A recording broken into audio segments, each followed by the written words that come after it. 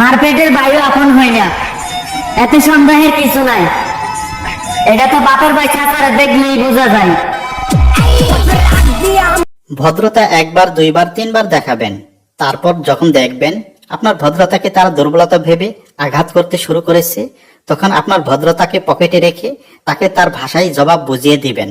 দেখবেন সে খুব সুন্দরভাবে সব বুঝে গেছে। আমি ঠিক মুখোশ পরা ভদ্রলোকটা নই, আমার ভেতরে যা বাইরে ওঠে। যদি এই আমাকে তোমার ভালো লাগে, আসো। ভালো না লাগলে কিছু করার নেই। ওই ভদ্রবেশী মুখোশ পরা মানুষটা হতে আমি পারবো না।